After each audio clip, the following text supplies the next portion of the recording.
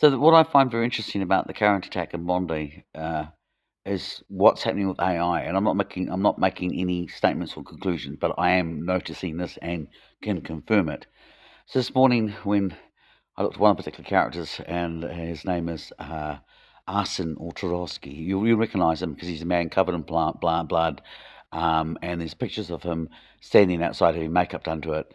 And originally, like one person turned around, looked at it, did an AI examination, and AI said the AI said, "Oh no, this is not AI. This is how ironic. This is a legitimate photo." And then it changed its mind later on and said, "No, no, this is actually um, is AI." I actually thought the original photo was actually posted as satire, but the point is AI has changed its mind. Now, from my viewpoint, when I turned around and said, I went Victor Ostrowski because Victor Ostrowski is a very famous spy, Arsen Ostrowski. The first thing it gave me this morning, the very first thing, which is what I posted up at the time, and I did a video within about 10 minutes. In fact, 5 minutes of finding that particular AI reading, and it said, Arsen Ostrowski is the son of Victor Ostrowski, a Canadian Israeli who's a author and former spy. And again, you should go to the shipping news. I'll show you those photos up on the screen. I'll have them on my website. 2 hours later, it changed its mind.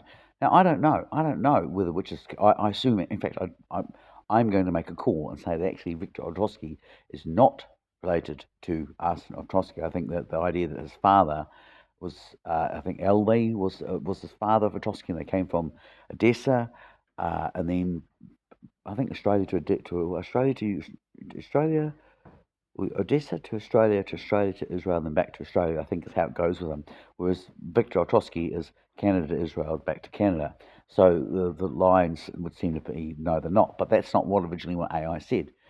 The point I'm saying is that this is actually a really and very really, but like it kind of actually goes back to the beginning of Christchurch shooting when the commissioner or deputy commissioner stood up and police had been said like, oh yes, so there's multiple gunmen at the site and we're confirming this, and so of course people went around thinking all these multiple gunmen and drawing stories and listening to this and the fog of war just became immense. It became impossible to actually discern what was going on. So panic occurred, fear escalated, and I pretty much think this is the same situation. Like, people rushing out who want to believe that Israel did it, picking, this photo says he was in the IDF.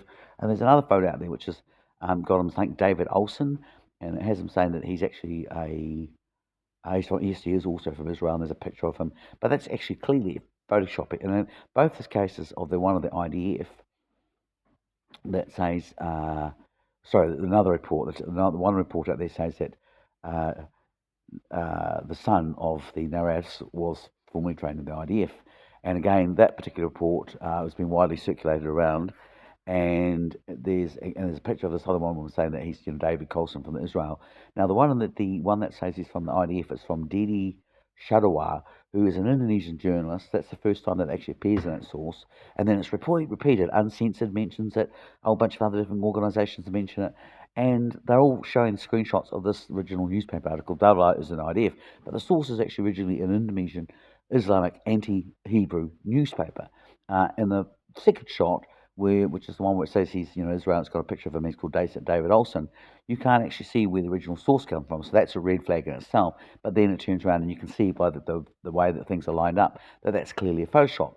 This is what's going on right now. I mean, as I said, people who want to believe that he's IDF have seen this. People that want to believe that he's a Muslim terrorist have seen what they're. There's equally levels of fake. The example that, for example, Benjamin Netanyahu turns around and says that the guy that came to the rescue of the hostages was a Jewish person. Well, he wasn't. He was actually originally from Israel, Syria.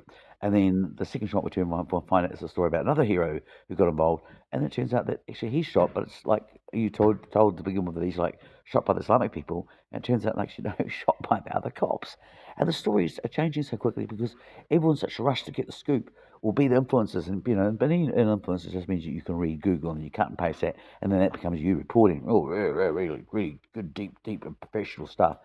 No one's actually bothering to check the sources. And I said, I mean, I do think there's some very interesting stuff there. I think Arsen Ostrowski's background for the National Zionist Security. I think the National Zionism is it's a very you go and it's not that hard to find. Go to his LinkedIn profile and while you're at it, have a look at all the people who he associates with and who he follows because a lot of them just scream what's that. I think especially my favourite one's the guy who's from Urban Warfare. But anyway, that's my little take on that one. I thought I'd share that with you.